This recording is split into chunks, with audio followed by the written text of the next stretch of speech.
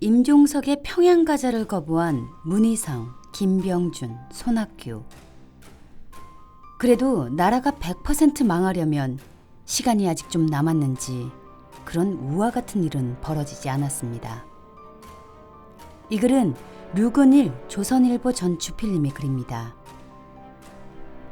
국회의장단과 야당 대표들이 만약 청와대 비서실장 임종석 요구대로 그래유 우덜도 갈게유 하고 쫄래쫄래 대통령 평양 행차에 따라 나섰더라면 그 몰골들이 어땠을까? 이들이 속성상 이념적으로 나 그런데 안 가 할 사람들은 아니지만 그래도 나라가 100% 망하려면 시간이 아직 좀 남았는지 그런 우화 같은 일은 벌어지지 않았습니다. 국회의장과 야당 대표들이 만약 임종석 말에 응했더라면 그거야말로 남왕국 임금이 동인, 서인, 남인, 북인을 막론한 온 만조 백관 신료 승지들을 거느리고 북왕국 임금을 만나러 가는 꼴이 되었을 것입니다. 과간일 뻔했습니다.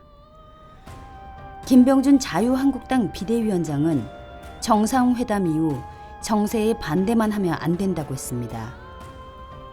손학규, 김관영 바른미래당 대표들도 정부의 대북 정책을 지지하는 투로 말했습니다. 그래서 이들이 혹시 임종석의 요구에 호응하지 않을까 하는 것은 합리적인 의심일 수 있었습니다. 그러나 그런 일은 일어나지 않았습니다.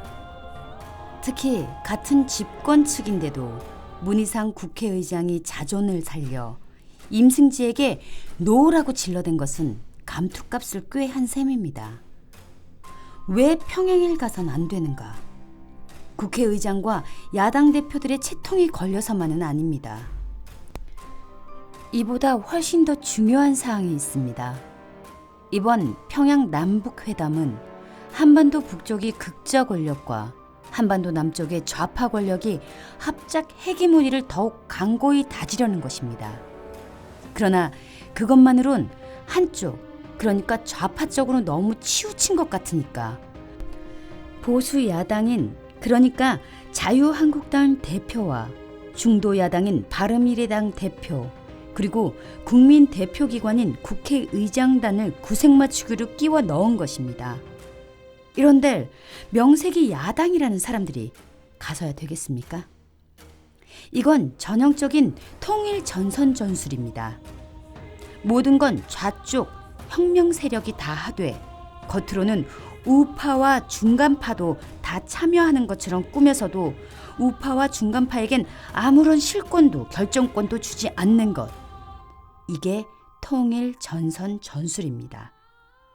말하자면 눈속임입니다. 2차 대전 직후 소련군이 진주한 동구권에서 이런 일이 일어났었습니다.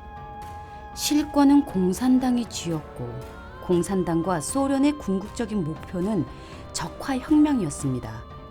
그러나 그건 몇 단계를 거쳐서 이루어졌습니다. 처음엔 공산당과 비공산당들의 연립정권을 세웠습니다. 사회민주당 우파와 자유주의 정당과 보수주의 정당은 이를 거부했습니다. 그러나 사회민주당 좌파 등 일부 정파들은 반파시스트 통일전선이란 말에 혹해 이에 가담했습니다. 거부한 세력은 이내 하나하나 참혹하게 숙청당했습니다. 연정에 참여한 사회민주당 좌파 등도 결국은 거세당하고 마침내는 공산당 전체주의 일당 독재가 수립되었습니다. 1948년 대한민국 건국을 눈앞에 둔 시점에서 평양에서도 남북협상이란 이름의 공산당 통일전선 쇼가 벌어졌습니다. 남쪽의 진보주의자, 민족주의자, 중간파가 민족통일이란 말에 이끌려 너도나도 평양을 달려갔습니다.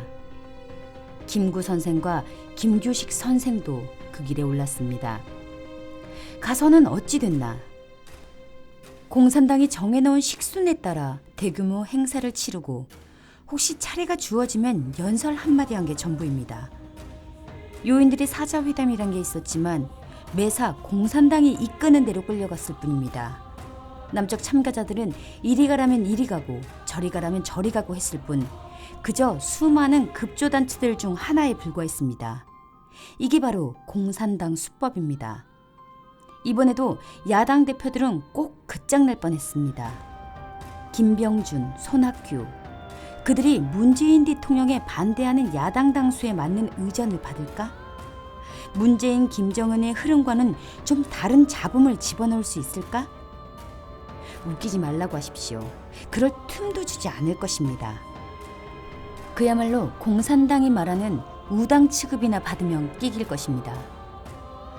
북한의 천도교 청우당, 조선사회민주당처럼 말입니다. 자유한국당의 정체성 불투명, 바른미래당의 어쩐지 좌클릭을 보자면 이번에 차라리 이들이 평양행을 제의를 받았더라면 아예 정리가 잘 될 뻔도 했으나 하여간 임종석의 요구를 일축한 것만은 그들을 위해서도 잘한 일인 것 같습니다. 임종석은 김병준, 손학규 등을 보고 꽃탈배로 오소서라고 말했습니다. 농담하고 지내자는 건지 임자들 568 패거리도 이제 50대 중반이네. 이 정권 끝날 때면 환갑쟁이 아니겠나. 젊은 신용들 그만 좀 하시지.